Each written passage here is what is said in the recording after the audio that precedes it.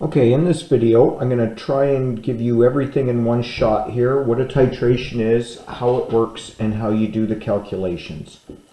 So, let's say that we have an unknown base. It could be an unknown acid. We'll go with an unknown base, and we put 25 mils of this unknown base. And when I say unknown, I mean we don't know its concentration or its pH. So we'll call this the base unknown, and we'll do a volume of 25 milliliters. Okay, we call this the analyte. This is the unknown, is the one that we want to figure out the what the concentration and what the pH is. Then what we do is we take an acid, so we take the opposite, and let's say we fill it up to the 10 milliliter mark. So we filled this whole thing up to here, and this acid is called the titrant. So the known is called the titrant. Let's say that it was 0.01 molars acid. And what we want to do is we want to use this to neutralize this, and that will tell us the concentration, and therefore we can find out the pH of this.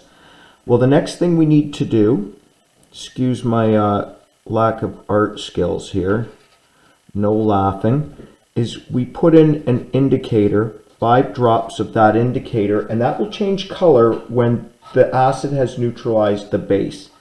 So we're going to put in one called PPT, or phenolphthalein. So it'll allow us to know when we've got equal concentrations of both. So what we start doing is dripping the titrant in until this turns just pink. So we want the lightest pink color that we can get. And that will allow us to know that we've neutralized this. If it goes dark pink, we've put too much in. So let's say the burette empties down to here. Okay, now we subtract. That was 30 milliliters. So now what we've got is we've got 2 volumes, we've got a concentration. So we have to set up 2 formulas. C1V1 equals C2V2. The C1V1 is your known, it's your titrant. So the concentration is 0.01. Remember, concentration is measured in molarity or moles per liter. We multiply it by our volume. You can use milliliters or liters here and you'll get the same answer. It doesn't matter what units you use, and it's because volumes are on either side of the equal sign. We're trying to find X, which is our unknown, and here we have 25 milliliters. If we rearrange this, we divide both sides by 25 to get rid of that. So there's never a surprise with the calculation. Every single setup is the same.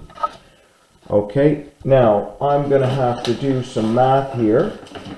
So I will be a second. So I am going to be 0.01 times 30 divided by 25 equals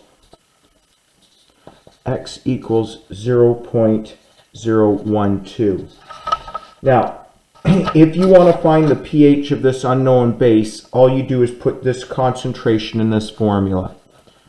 pH is equal to the negative log of 0.012. Let's see if I can find the log button on this calculator. Okay, here we go. We're going to go second function log 0.012 equals, and it gives me negative 1.9. Remember, that negative sign means change your pH to a positive. So we have a positive of 1.9. You're going to have an activity that you have to do today, and this is what you have to do in the activity. You have this calculation to do and this calculation to do, and you're going to go through a titration such as this.